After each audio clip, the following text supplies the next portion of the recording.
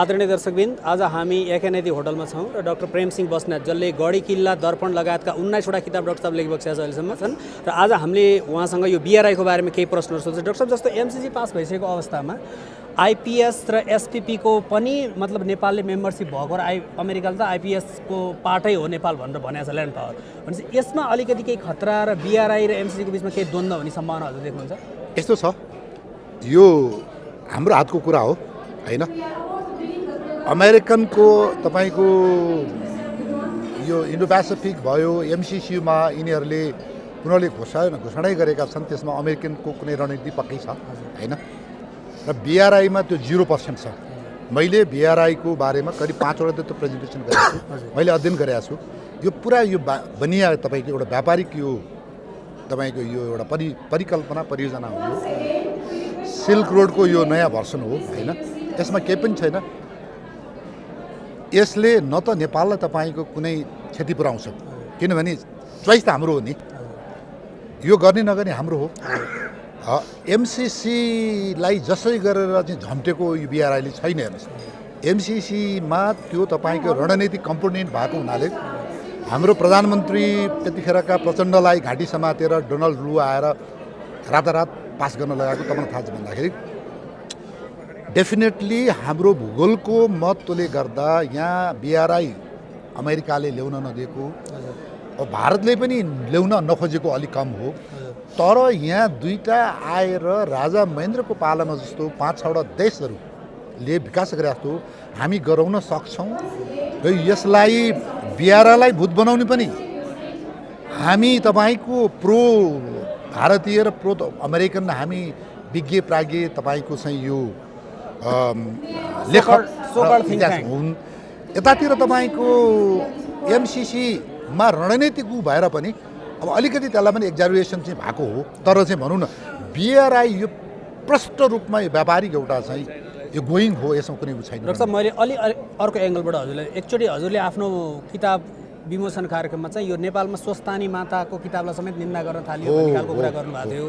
अनि अहिले जस्तो युएनको आजसम्मको जेनरल सेक्रेटरीहरू सबैजना क्रिस्चियन र क्रिस्चियनको एउटा मतलब रिलिजियस स्पिरिचुअल हेजेमोनी छ नि त संसारभरि। भनेपछि सिल्क रोड मार्फत हाम्रो भगवान बुद्धको अब त लुम्बिनी र बोध गयाको त जाने भयो नि त संसारभरि 150वटा देशमा होइन। उताबाट त कैलाश र मानसरोवरको शिवजीको आउने भयो त जटा। भनेपछि त अब संसार के अब फेरि नेपालमै हुन लागेको हो त सिल्क रोड मार्फत? के भन्नुहुन्छ? अब यस्तो छ, दुईटा कुरा छ। हेर्नुहोस्, अब हामी एउटा हिन्दू नेपाल हो, हिन्दुइजम अथवा सनातन धर्मसँग नेपाल हुनुपर्छ भनेर तपाईँको मोर देन 90% नेपालीको आवाज आइरहेको छ। उता भारतमा मोदीले हिन्दूकरण गरेर एउटा हिन्दूको तपाईँको महत्त्व बढाइरहेको र उहाँले चाहिँ कैलाश मानसरोवर अथवा देखि लगायत हाम्रो मुक्तिनाथसम्मको एउटा प्रचार प्रसार भइरहेको छ।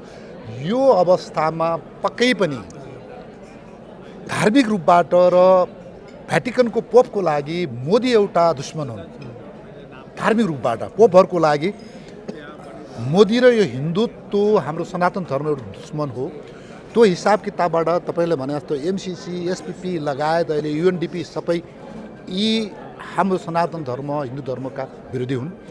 र यदि हामीले यो तपाईँको बीआरआईबाट अब हाम्रो सञ्चारको यातायात सुगम भएमा पिपुल टु पिपुलको तपाईँ कम्युनिकेसन भएमा डेफिनेटली यसमा बुद्ध धर्मको प्रचार प्रसार बढी हुनेछ, हाम्रो मानसरोवरको प्रचार प्रसार बढी हुनेछ। अब तपाईँले देख्नुभयो अस्ति महाके यो कुम्भ मेलामा भारतले कति करोड झन्डै अरब मान्छेको तपाईँको लगायो भन्दाखेरि तपाईँले भनेको क्वेसनमा सम्भाव्यता प्रचुर मात्रामा छ। चीन र नेपालबाट यहाँ उपस्थित भएका प्रबुद्ध वर्ग, मिडियाकर्मी साथीहरू र उपस्थित महिला तथा सदस्य, BRI needs Nepal of prosperous future of Nepal-China cooperation विषय काष्ठमण्डप डायलग नामक संवाद कार्यक्रममा सहभागी हुन पाउँदा खुसी लागेको छ। काष्ठमण्डप डायलग सिरिज अन्तर्गतको पहिलो छलफल कार्यक्रमले नेपाल-चीन सम्बन्धका नयाँ सम्बन्धहरूको खोजी गर्न महत्त्वपूर्ण अवसर प्रदान गर्ने विश्वास लिएको छु। म कार्यक्रम सफलताको शुभकामना व्यक्त गर्दै आगामी संवाद कार्यक्रमको पनि निरन्तरताको शुभकामना व्यक्त गर्न चाहन्छु। नेपाल र जनवादी गणतन्त्र चीनबीच कूटनीतिक सम्बन्ध स्थापना भएको 70औं वार्षिकोत्सव मनाइरहँदा आयोजना भएको यो कार्यक्रमको महत्त्व थप बढेर गएको महसुस भएको छ।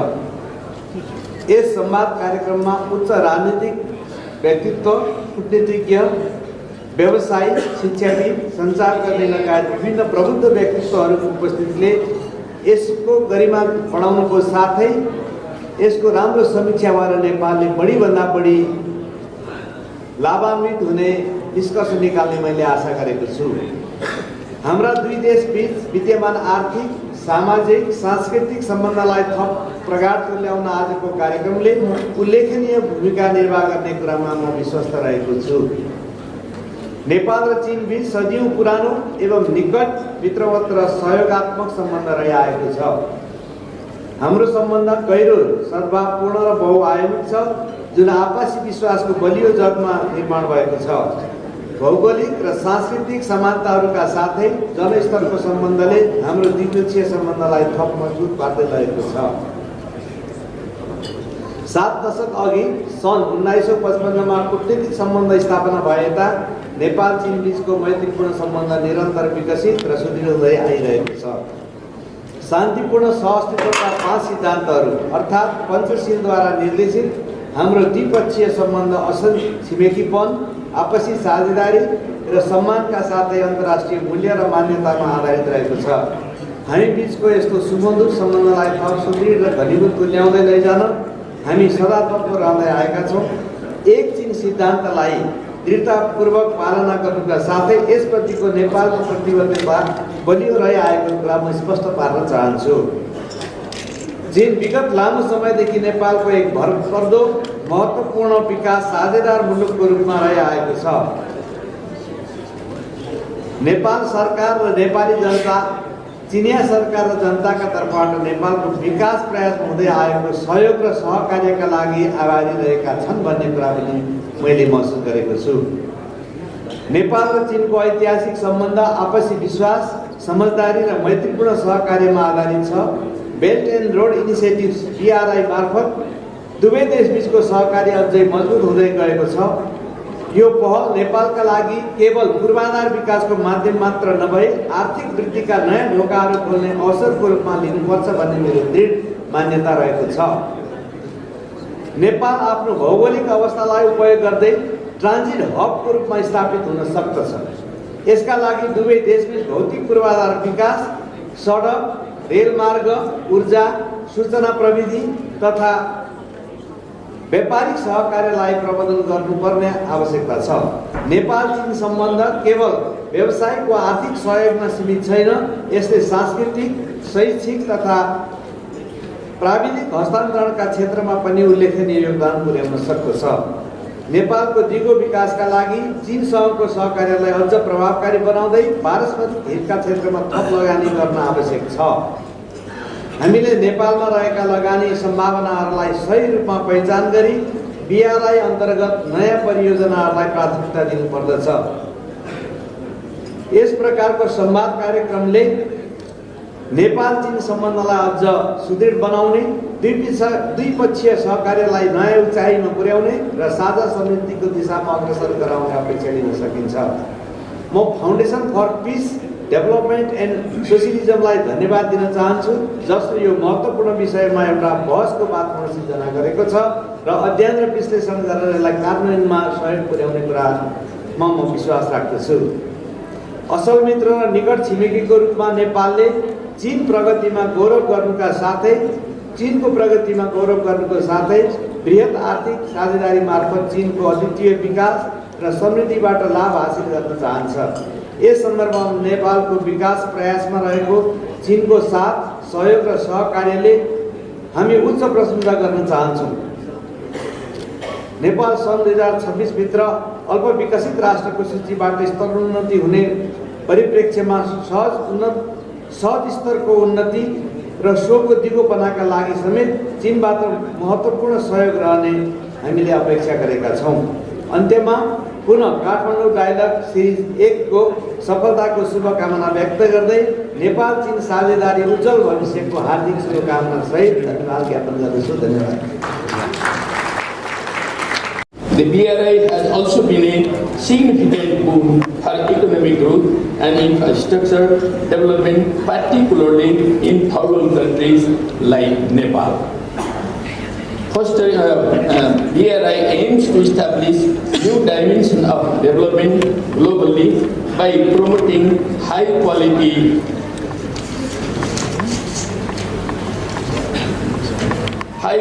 infrastructure, facilitation and economic growth in participating countries.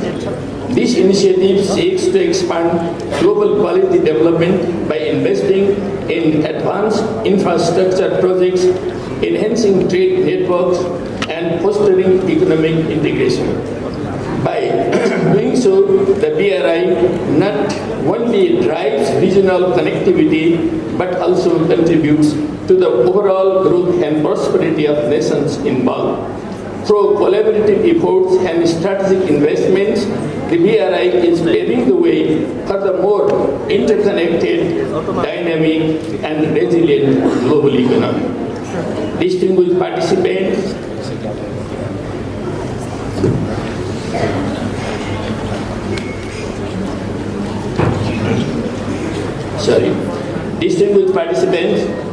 now I would like to focus on the efforts between Nepal and China concerning the Belt and Road Initiative Agreement.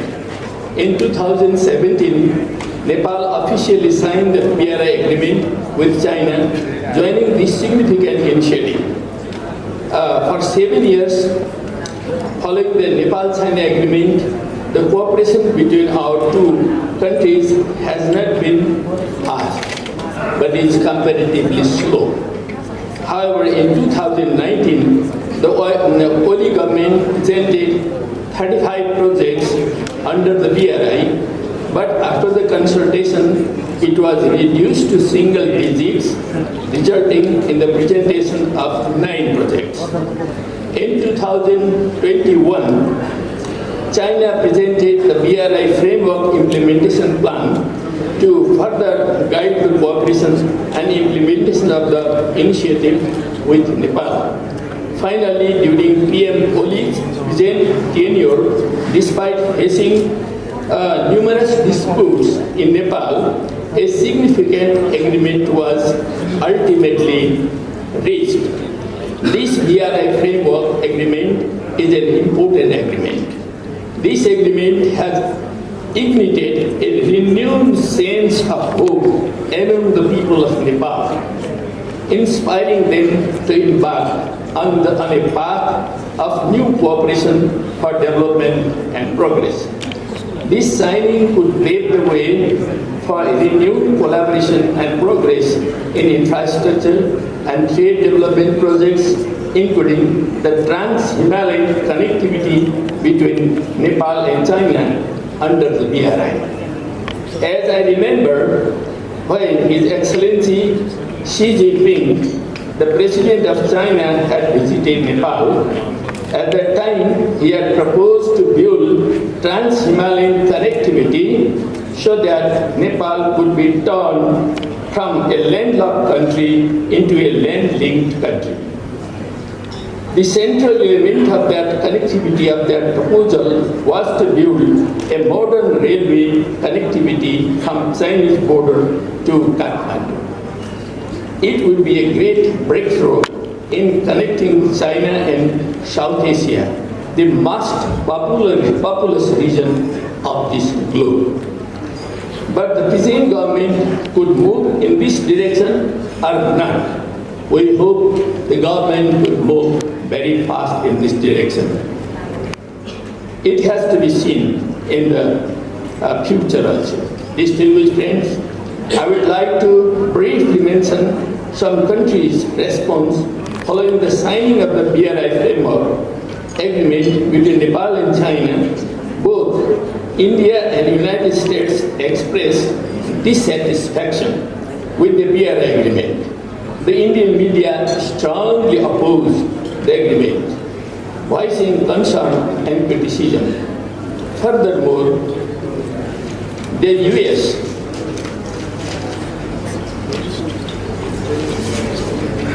US expressed its objections with Donald, the minister, a representative visiting Nepal to articulate this concern. This international response highlights the differing perspective and geopolitical considerations surrounding the Belt and Road Initiative. Likewise, since the very beginning, there was a serious political debate among the political parties of Nepal too. Additionally, some leaders are firm on not taking loans from China under any circumstances and only accepting grants. This perspective is considered a little bit contrary to the national interest. It is undiplomatic and non-practical concept, showing a lack of foresight in long-term planning for a country. Just for your reference, Nepal has taken majority of loans from Western countries and from different international institutions, while its loans from China are negligible. There is no question of debt trap in regard to the loan from China. There is no absolute rule against taking loan or grants from other countries or international institutions. It is always according to the concrete need of the country. If there is need and possibility, we could borrow the loan for the development at any circumstances. But we cannot demand only grants from any country or institution of the world. It would be illogical, undiplomatic, and non-practical, I think so. Cooperation between and among the countries could be developed in different ways according to the circumstances and need of the concerned countries. Distinguished friends, now I would like to briefly highlight some misconceptions that have arisen in Nepal regarding the Belt and Road Initiative. There is propaganda suggesting that BRI was introduced by China for her global domination. This is the voice of Western world. Practically, we don't see any evidence and signs of that type of domination in regard to Nepal. Some people make propaganda that Pokhara airport is a death trap of China and it was a mistake to build it. Similar rumors are being spread about Lumbini airport too. But the reality is that normal international flight has also been prevented from coming to these airports. Currently, we cannot bring explosives also from the southern market. And we also cannot sell even our electricity from projects if it is involved some Chinese elements. We all know that our southern neighbor has a very beautiful foreign policy. That is neighborhood first. We like it very much. But in practice, we have faced blockade 4 times in our history and facing above kinds of behavior still today. Is it? But Nepal always wants a peaceful, a very friendly, constructive, equal and practical relation with all countries, including our 2 great neighbors. This is Nepal's consistent policy. As an oldest, independent and sovereign country of South Asia, Nepal is always independent to foster such relations with China and all other countries around the world.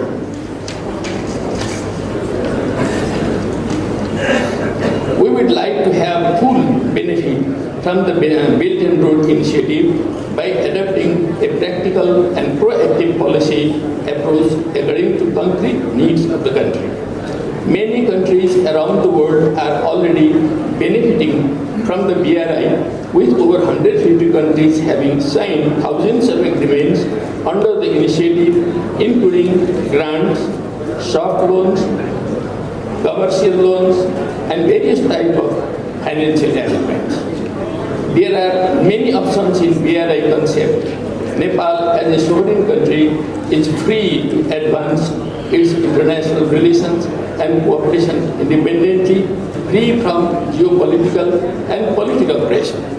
The national interest should always be the focal point in developing our relations. Dear friends, Nepal's policy regarding the Belt and Road Initiative is based in the principle of sovereignty, independence, and national interest. We have two great neighbors. Their both economy have been developing fast. These two fast developing neighbors are our opportunity too. We have to be able to seize this opportunity to benefit from their growth. China's economy has surpassing $20 trillion now, making it an extraordinarily developing economic power of the world. Obtaining BRI projects from such a powerful partner is a boon for all countries, including Nepal. Therefore, the BRI concept is in Nepal's best interest, and the country should maximize its utilization based on national needs and interest. When it comes to grants, partnership, concessional loans, and commercial loans, Nepal should be skillful to select and negotiate projects with practical and rational choices. By embracing a balanced and forward-looking approach, Nepal can harness the benefits of the BRI to achieve sustainable development and economic growth. Distinguished friends, in conclusion, I would like to emphasize the importance of the Belt and Road Initiative as a global development project. The BRI presents an unprecedented opportunity for the development of Nepal too in different sectors, including infrastructure development that we have been waiting for centuries. Contrary to some misconception, the BRI is not a deep trap project. In our analysis and in our conclusion, it has been a boon for the majority of countries in the world. It is an opportunity for us to achieve significant progress and prosperity. We, as Nepalese, should consider this initiative seriously and recognize its potential benefits. Throughout this dialogue, we are privileged to have renowned professors and experts in the field of BRI and international relations from China. I would like to welcome you from my heart, and I hope you will contribute a lot for bringing a very good conclusion for Nepal too. We are here to address all aspects of doubt and queries. If there may be any queries, there are many journalists also before us. They may make questions to you, and I request you to address those questions. We have here prominent political leaders, Nepalese professors and experts. They will also share their insights on the BRI, providing a comprehensive understanding of the initiative. I hope you all will keenly participate in the today's session, make a maximum contribution to bring a conclusion about this great project and gain valuable knowledge through the debate and insights from the Kasthamandap dialogue series first, which will provide a guideline for the future development of cooperation between our two countries Nepal and China. Thank you very much.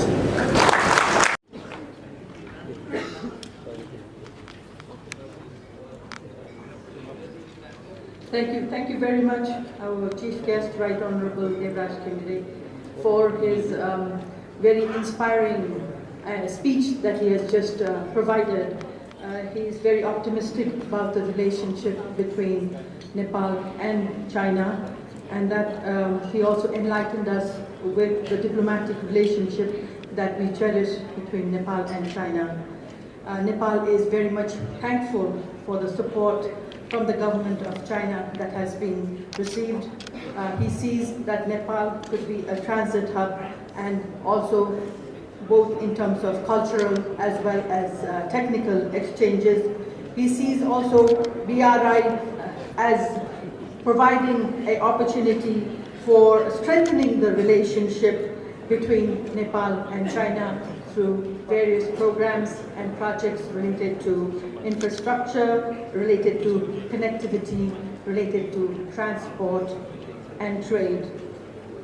He sees China as a good neighbor and thus also provides that opportunity to work collectively together in cooperation, collaboration in the future. Thank you very much, sir, for your very much inspiring speech. Our Right Honorable Speaker, House of Representatives of Nepal. Now, going forward with the program, I would like to request Dr. B.K. Man Singh, the chair of this inaugural session, to present the token of appreciation to our chief guest. His dialogue will help us to pave the way for all our confusion and build a national consciousness towards BRI. People's Republic of China has commendable progress for the last 3 decades in economics, science, technology, social, and other spheres of life. We are lucky to have them as our neighbor, and we should learn and follow how a nation can be progress.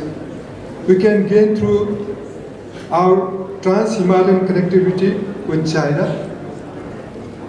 We shall carefully select the project on the BRI and turn it for the progress of our people. We need to fight. We have the biggest enemy called poverty in this nation, and we need to fight against it. To overcome this let us sail on this new sea era to own, and they must be owned and used for the progress of Nepalese people.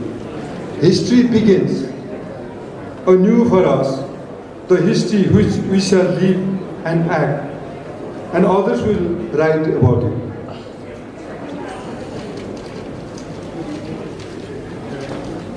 Finally, the last but not the least, I'd like to express my deep gratitude to our Right Honorable Speaker, Sri Devraj Kemire, for his valuable time spared with us. Similarly, my gratitude goes to Honorable Che Khanal, our former Prime Minister of Nepal, and His Excellency, the Ambassador of China in Nepal, Cheng Song, and it is all to my distinguished guests from China and all those who have here shown themselves here to make this program a success. Thank you. So, thank you very much. And before we disperse, we would like to have a group photo, and I would like to request those sitting on the first row as well as our former ambassadors to please come to the front for the group photo. I would also like to inform the media professionals here that there is a press meet tomorrow at 4:30 here. So.